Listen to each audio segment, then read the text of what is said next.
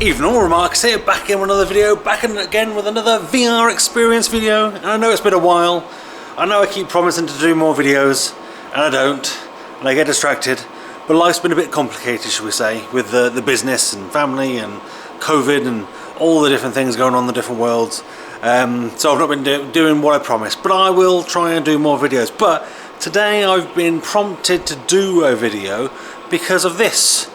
Because of our VR racing. So if you didn't know, in my VR arcade, I own a VR arcade, I have 6 racing seats, 1, 2, 3, 4, 5, 6. They're quite popular. People come in, they just pay £5 a race.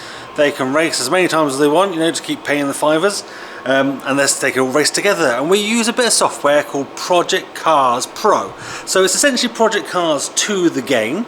So you know that one, you can buy that one yourself. But it's a special arcade version. And basically what that means is we can sync up all 6 races at the same time. I think you can actually do more races if you have more seats. And it's all controlled centrally. So we use a PC over here.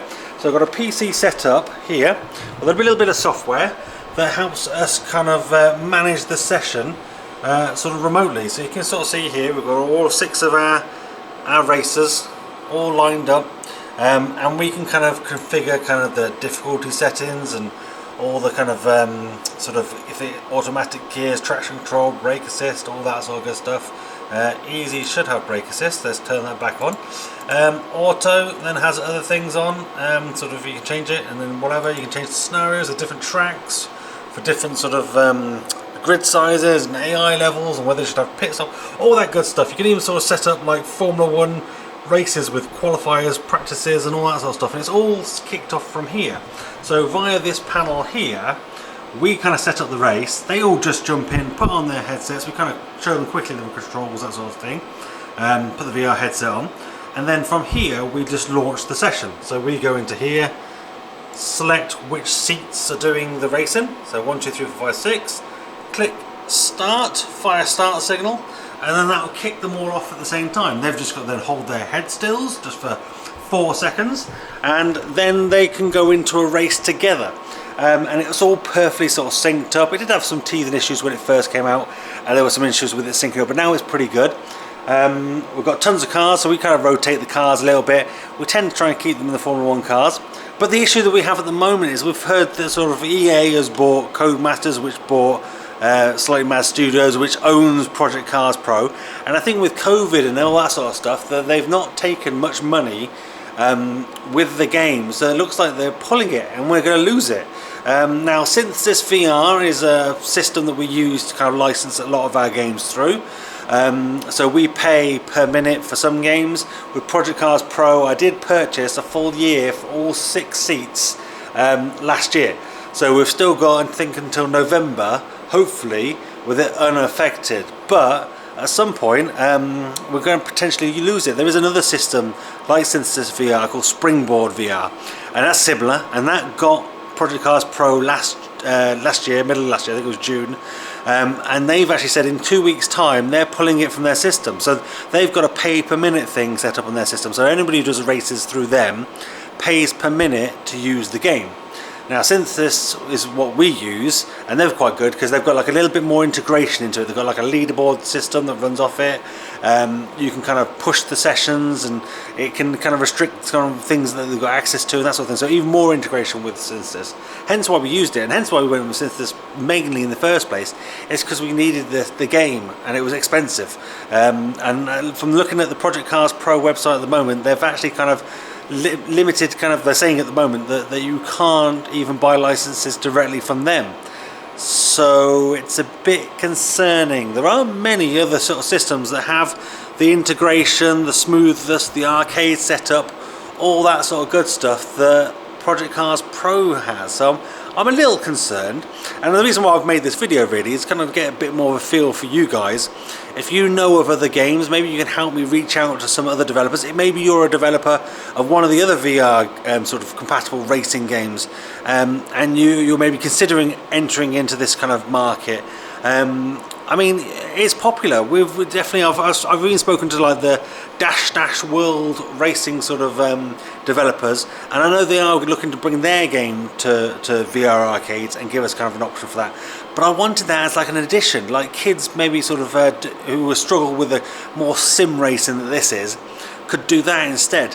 And it would be a fun kind of racer to offer, as well as I don't want to lose the sim racing. I think it's going to be a big hit for VR arcades, especially for me, because you invest in these seats. It's not just like, for example, when we did the gaming, Facebook bought Beat Saber and we lost Beat Saber, so we couldn't have Beat Saber. Now, was that annoying? Yes. Was it end of the world? No. I mean, people know of Beat Saber. You do get the occasional person asking for Beat Saber, but there have been other games and other studios that have stepped in and provided their games, and to be honest, no one ever really misses it. We've got a game called Rhythmatic, which, to be fair, people pick it up and go, oh, it's Beat Saber because it's got lightsabers and music, so they don't know the difference. Most people don't, so it's not the end of the world. But with this, you obviously invest in more than just adding a game. You're investing in the seat, so it's a shame.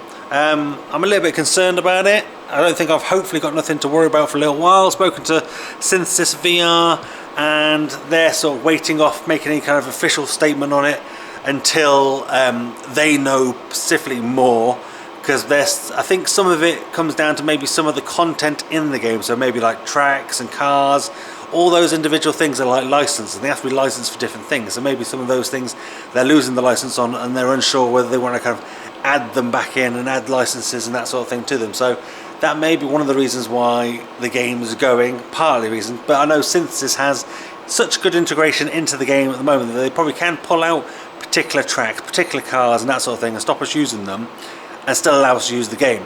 I mean, to be fair, we at the moment we stick on just Formula 1 cars and give them 12 different tracks to choose from, and I don't think we don't get many people asking for particular cars, particular whatever. They'll just do whatever we stick them on. It's only when they see the trailer running with rally cars that they think they can be Colin McRae and go around a track super fast sliding around.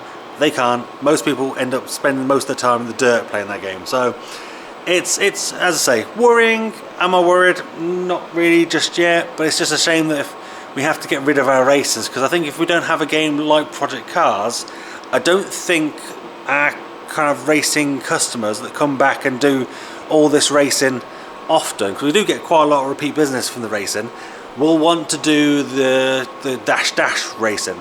Although that, I'm sure that's going to be a lot of fun and a lot of people are going to enjoy that, I don't think it's going to appeal to all the same audience that we get for the current racing. So I need a replacement. So if you guys can kind of comment below if you've got any contacts, you've got people that you've spoken to, any particular racing games you've played that you think are good fit for arcade, so they need to have an easy way of getting in, easy onboarding, so people sit down, they put their headset on, it links them up automatically, maybe like Project Cars having the kind of that separate sort of control panel. Perfect. That even allows us to put up on a screen over here like a race cam, so if they can have any of those kind of features where you can remotely launch them on a LAN together, control kind of what people have access to, make it nice and super simple. I'd be interested to know if you've got any experience with that. Let me know. Point me towards videos, contacts, people, emails, whatever. I'll be sending my emails out to a few people. I think I'll get in touch with sort of iRacing and a set of Corsa devs and stuff and sort of see what options they've got. But if you kind of, those sort of things would be great.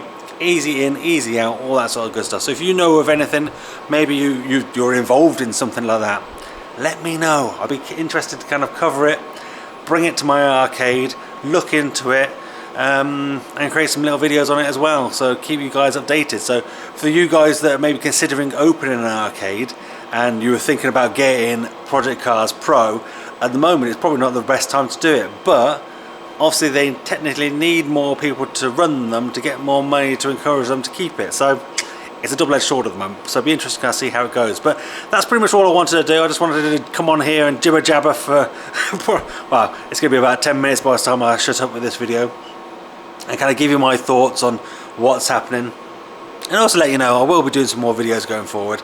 Let me sort of know what sort of thing you want me to cover. I think I'm getting quite a few requests about sort of arcade life and how things run, and what, you know, giving people maybe some tips and stuff. So I think I'll do some of those videos soon, sort of, you know, top 5 tips on how to open a VR arcade, or that sort of stuff. Show you my experience of how I've been running the arcade and how it's been going.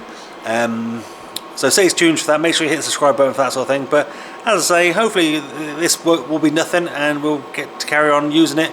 I mean, even if they don't update it and they leave the game as it is, it'd be nice to have updates and support for changes and stuff like that. But as long as it works, as long as they just provide us a functional game and it is what it is at the moment, for the most part, it's 99% perfect, and I wouldn't probably touch much else. But I'm going to shut up there. I'm not going to carry on waffling on about this. Most of you guys aren't going to be interested in it anyway.